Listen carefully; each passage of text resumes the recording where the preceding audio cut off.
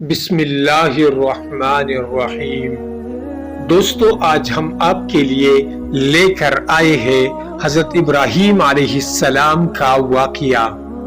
حضرت ابراہیم علیہ السلام کا ذکر قرآن شریف میں 86 جگہ آیا ہے۔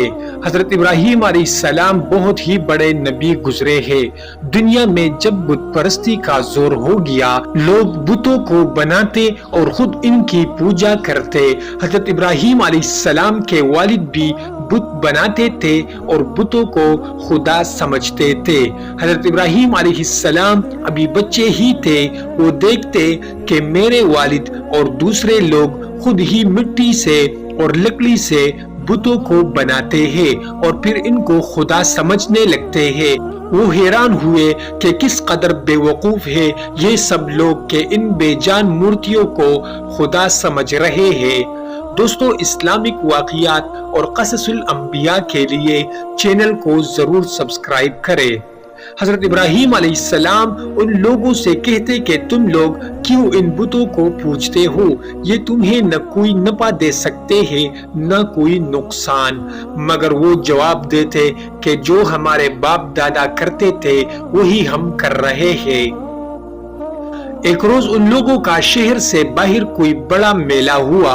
یہ سب لوگ اس میلے میں شریک ہونے شہر سے چلے گئے۔ حضرت ابراہیم علیہ السلام اس میلے میں نہ گئے۔ ان کے پیچھے حضرت ابراہیم علیہ السلام ملک کے بڑے بت خانے میں گئے اور وہاں کے سب بتوں کو توڑ ڈالا سوائے ایک سب سے بڑے بت کے، اور کلہاڑی جس سے سب بتوں کو توڑا تھا وہ اس بڑے بت کے کندھے پر رکھ دی، جس سے یہ معلوم ہوتا تھا کہ یہ سب اسی نے توڑے ہیں۔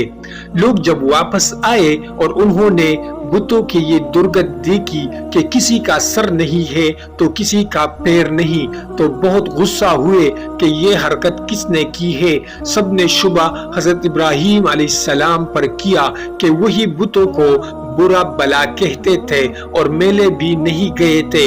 آخر ان کو بلا کر پوچھا کہ یہ بت کس نے توڑے ہیں۔ حضرت ابراہیم علیہ السلام نے جواب دیا کہ مجھ سے پوچھنے کے بجائے اپنے خدا سے کیوں نہیں پوچھتے جن کی تم عبادت کرتے ہو کہ ان کو کس نے توڑا ہے وہ خود بتائیں گے۔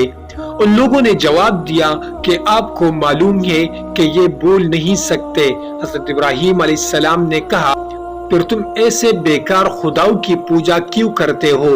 حضرت ابراہیم علیہ السلام نے پھر کہا کہ دیکھو، کلہاڑی بڑے بت کے کاندھے پر رکھی ہے، یہ کام اسی کا معلوم ہوتا ہے، اس سے پوچھو۔ یہ لوگ بہت ناراض ہوئے اور ان کے باپ آزر سے شکایت کی کہ تمہارا بیٹا ایسی حرکت کر رہا ہے، اس کو سمجھا لو ورنہ اچھا نہ ہوگا۔ حضرت ابراہیم علیہ السلام نے اپنے باپ کو بھی سمجھایا اور بت پرستی سے منع کیا اور عرض کیا کہ اے باپ، میں ڈرتا ہوں کہ تم پر خدا کا کوئی عذاب نازل نہ ہو۔ اس پر ان کے باپ سخت ناراض ہوئے اور کہا کہ آئندہ تو نے مجھ سے کوئی ایسی بات کہی تو میں تجھے سنسار کر دوں گا، اور کہا کہ تو میرے پاس سے ہمیشہ کے لیے چلا جا۔ آپ نے باپ کو سلام کیا اور کہا کہ میں چلا جاتا ہوں، لیکن تمہارے لیے مغفرت کی دعا کرتا رہوں گا۔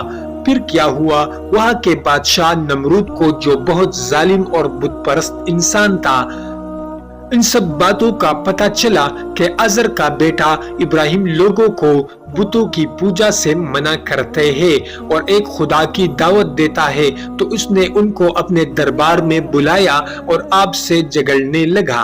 حضرت ابراہیم علیہ السلام نے فرمایا کہ میرا خدا تو وہی ہے جو مارتا بھی ہے اور زندہ بھی کرتا ہے۔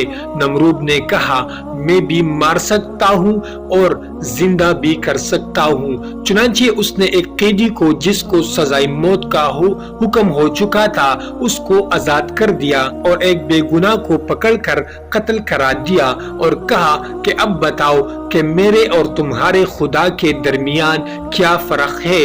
حضرت ابراہیم علیہ السلام نے کہا کہ میرا رب ہر روز سورج مشرق سے نکالتا ہے، تم اسے مغرب سے نکال دو۔ اس پر نمرود لاجواب ہو گیا اور حکم دیا کہ ابراہیم علیہ السلام کو زندہ جلا دیا جائے۔ چنانچہ بہت سی لکڑی اکٹھی کی گئی اور ان میں آگ لگائی گئی۔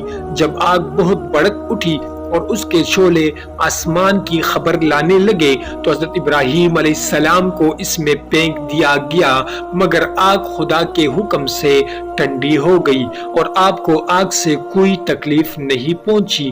اس طرح جو لوگ اللہ تعالیٰ کے کہنے پر چلتے ہیں، اللہ پاک ان کو ہر تکلیف سے بچا لیتے ہیں اور ان کے لیے آسانی ہی آسانیاں ہو جاتی ہے، اور جو لوگ اللہ تعالیٰ کا کہنا نہیں مانتے ان کے لیے اس دنیا میں مشکل ہی مشکل ہوتی ہے، اور مرنے کے بعد تو ہمیشہ کے لیے جہنم میں رہیں گے۔ حضرت ابراہیم علیہ السلام اللہ کے حکم سے حضرت ہاجرہ اور اپنے بچے حضرت اسماعیل علیہ السلام کو جو ابھی پیدا ہوئے تھے ایک ایسی جگہ چھوڑ آئے جہاں دور دور تک آبادی نہ تھی اور نہ پانی تھا اور نہ کوئی درخت تھا۔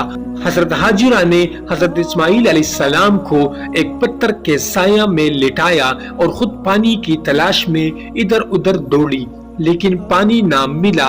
خدا کی قدرت سے جہاں حضرت اسماعیل علیہ السلام ایڑیاں رگڑ رہے تھے وہاں پانی کا چشمہ پھوٹ نکلا جو آج تک زمزم کے نام سے مشہور ہے، اور حضرت ہاجرہ جہاں دوڑی تھی اسے صفا مروہ کہتے ہیں، جہاں جا کر حاجی اس طرح دوڑتے ہیں۔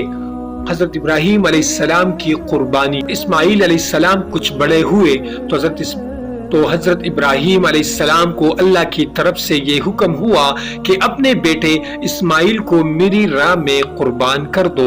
چنانچہ آپ نے حضرت اسماعیل علیہ السلام کو یہ بات بتائی۔ حضرت اسماعیل علیہ السلام نے کہا کہ ابا جان، اللہ تعالیٰ آپ کو جو حکم دے رہا ہے اس کو ضرور پورا کیجئے، آپ انشاءاللہ مجھے ثابت قدم پائیں گے۔ چنانچہ حضرت ابراہیم علیہ السلام اپنے بیٹے اسماعیل علیہ السلام کو ذبح کرنے کے لیے لے کر چلے۔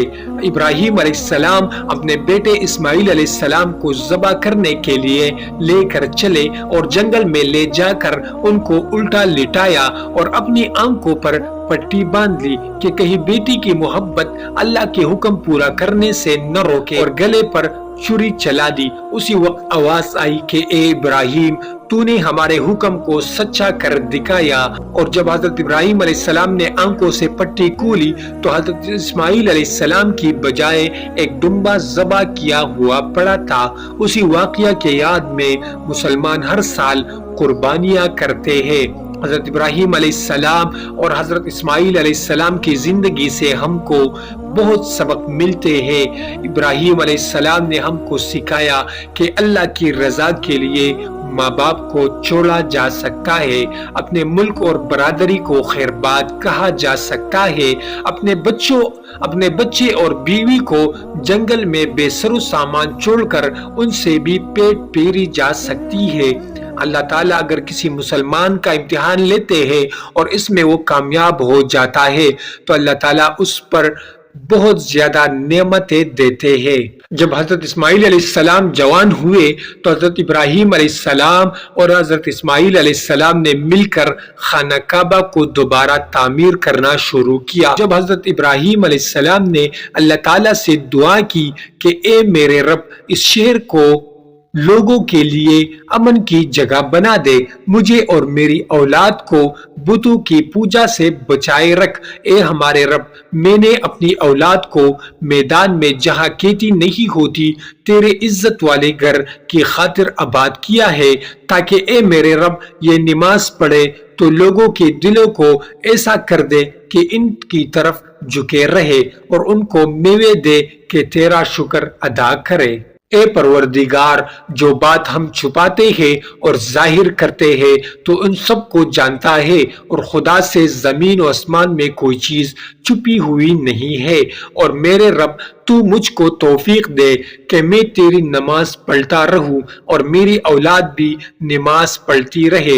اے میرے رب، میری دعا کو قبول فرما۔ اے میرے رب، حساب و کتاب یعنی قیامت کے دن مجھ کو اور میرے ماں باپ کو اور مومنوں کو بخش دے۔ یہ وہی خانہ کعبہ ہے جہاں ساری دنیا سے لاکھوں مسلمان ہر سال حج کرنے آتے ہیں، اور جس طرح اور جس کی طرف منہ کر کے ہم سب مسلمان پانچوں وقت کی نماز ادا کرتے ہیں۔ دوستو، اسلامک واقعات اور قصص الانبیاء کے لیے چینل کو ضرور سبسکرائب کریں۔ اس چینل پر آپ کو اسلامک واقعات، تاریخی واقعات اور انبیاء علیہ السلام کی واقعات ملیں گے۔